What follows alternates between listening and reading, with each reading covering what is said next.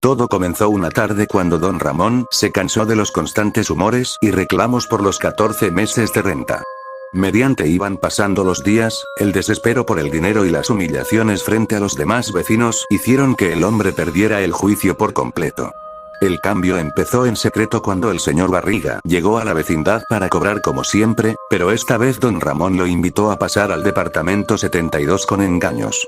Estando adentro, el hombre tomó un pesado fierro de la cocina y golpeó la cabeza del dueño con todas sus fuerzas.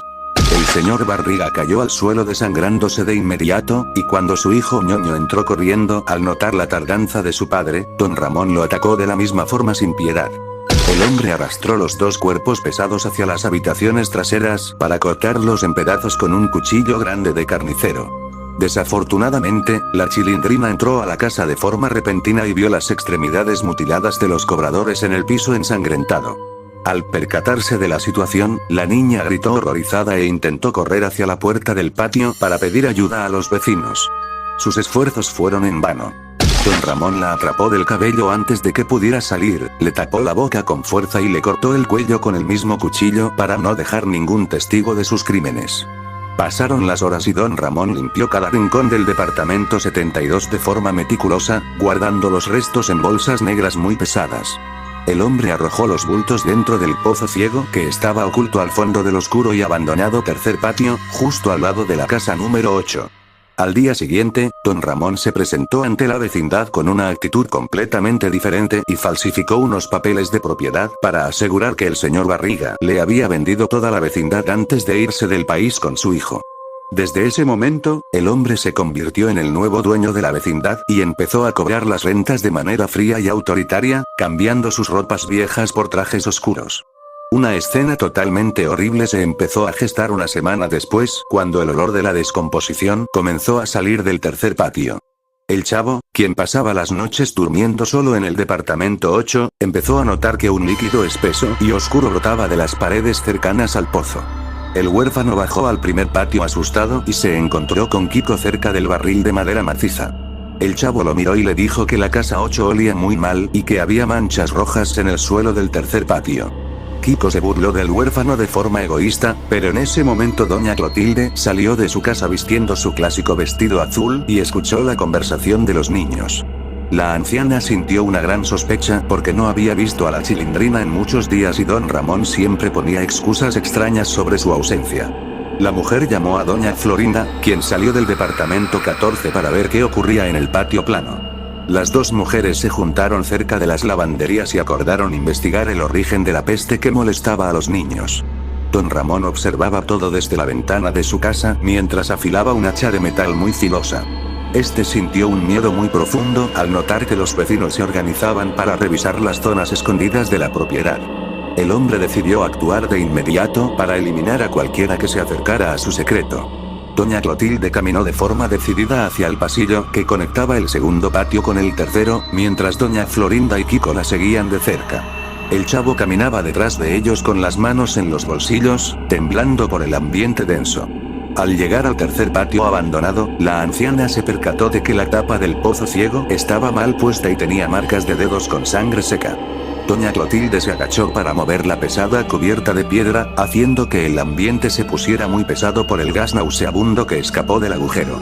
En ese instante, Kiko miró hacia el fondo de la oscuridad y vio la cabeza flotante de Ñoño junto a los lentes rotos del señor Barriga. El niño gritó con desesperación y doña Florinda se tapó la boca al comprender la terrible verdad. Sin duda alguna, un acto muy loco había ocurrido en ese lugar. Los vecinos intentaron retroceder de inmediato para huir hacia el primer patio y buscar a las autoridades, pero don Ramón apareció de la nada bloqueando la única salida del pasillo estrecho con el hacha en la mano. El hombre tenía una mirada desquiciada y los dientes apretados por la furia. Doña Florinda intentó empujar a Kiko hacia una de las habitaciones vacías del tercer patio para esconderlo de la vista del asesino. Sus esfuerzos parecieron dar frutos cuando el niño logró meterse debajo de una vieja mesa de madera sin ser visto. Sin embargo, don Ramón avanzó con rapidez y descargó el hacha directamente sobre el hombro de doña Florinda, cortándole el brazo izquierdo de un solo golpe limpio. La mujer cayó al piso de tierra, gritando del dolor mientras la sangre brotaba a grandes chorros por la herida abierta. Doña Clotilde corrió desesperada hacia el fondo del patio, buscando las escaleras de piedra para subir al departamento 23 de Jaimito el cartero, con la esperanza de encontrar refugio. Don Ramón ignoró los lamentos de la madre herida y persiguió a la anciana de forma implacable. El chavo, al ver toda la violencia y la sangre salpicando las paredes del tercer patio, sufrió un ataque de miedo extremo. El huérfano se quedó completamente rígido, tieso y mudo en medio del pasillo debido a la garrotera, sin poder mover un solo músculo para salvarse o ayudar a los demás. Don Ramón pasó al lado del niño congelado y no le prestó atención, concentrado únicamente en silenciar a la anciana que ya subía los escalones con dificultad. El asesino levantó el hacha nuevamente, listo para terminar con la vida de la mujer antes de que lograra alertar al cartero que descansaba en la planta alta de la vecindad. Doña Clotilde intentó empujar la puerta del departamento 23 mientras gritaba el nombre de Jaimito con todas sus fuerzas. Sus esfuerzos parecieron dar frutos cuando el pestillo de madera cedió y la anciana logró entrar a la vivienda, cerrando la puerta detrás de ella. Sin embargo, don Ramón llegó un segundo después y destruyó la entrada de un solo hachazo, rompiendo la madera en pedazos.